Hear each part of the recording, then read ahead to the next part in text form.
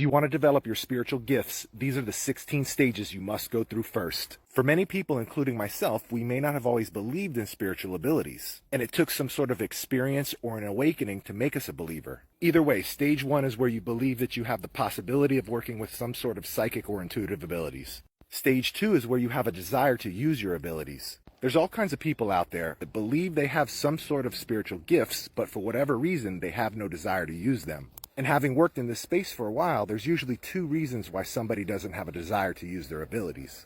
The first reason is usually they're self-conscious, they're afraid of what others will think. And the second is usually a misunderstanding to the level of difficulty that it takes to work with our spiritual abilities. Let me clear that one up right now because it is absolutely easy once you understand these steps, and anyone can do it. Anyway, once you have the desire to use your spiritual abilities, you're going to move into stage 3. Stage 3 is where we research and we try and figure out how to do it.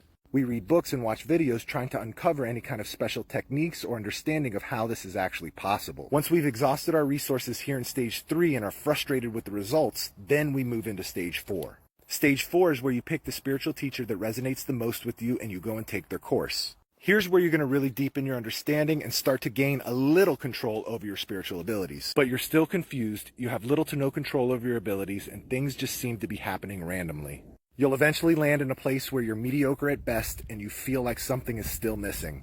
Stage 5. This is where you actually start practicing with other people. You start giving your friends and family practice readings and you notice that sometimes you're on and sometimes you're off. And the times that you're on, you're really on. You're on fire. You're nailing everything. And when you're off, you're really off. It's terrible. Nothing resonates. This is the stage where you bounce around from building confidence to bruising your ego. You stay here until you're so frustrated you move into stage 6. This is where you take even more expensive courses, work with more expensive gurus. All the while you keep practicing, but nothing really improves. Then when you go to your mentor and you go to your gurus, what do they tell you? You need to meditate more. What a load of BS, but I see so many people that buy it and get stuck here. And they stay stuck here, thinking that they're doing something wrong or not meditating good enough. For those of you that have the courage to push back on your spiritual teachers and say, no, what you're teaching me does not work, you're going to move into stage 7. Stage 7 is where you throw away everything that you've learned because it hasn't worked for you yet. You no longer practice with your spiritual gifts, you incorporate them into your daily life. This is where you move through your entire day feeling and reading energy. And because you've incorporated this into everything that you do, you start to have some really amazing experiences.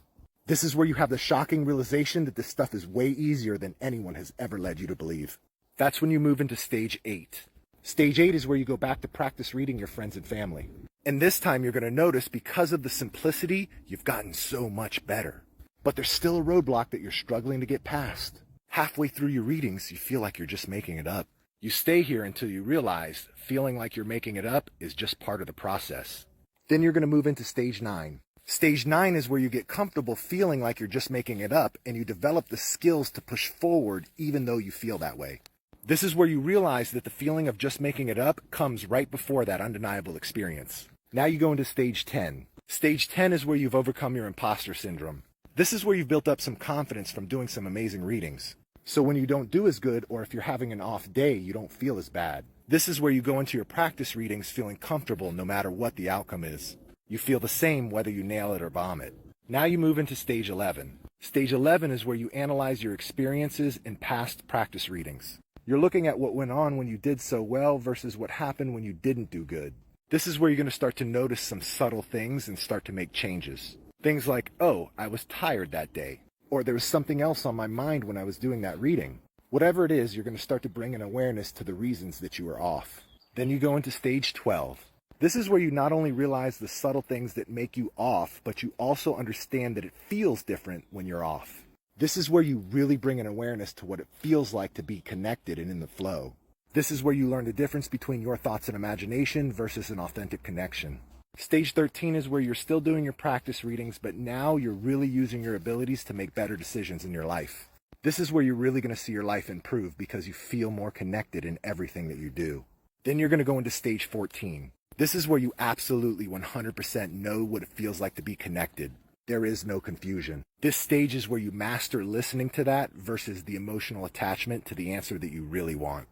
After you mastered that, now you're going to move to stage 15. Stage 15 is where you're rock solid in your abilities. You're fully tuned in. You're effortlessly communicating with spirits and spirit guides using your intuition and reading psychic energy. And that's going to lead you to the final stage, stage 16. This is where you realize you would have never gotten here if you didn't push through that feeling of just making it up and kept practicing. What stage are you stuck in?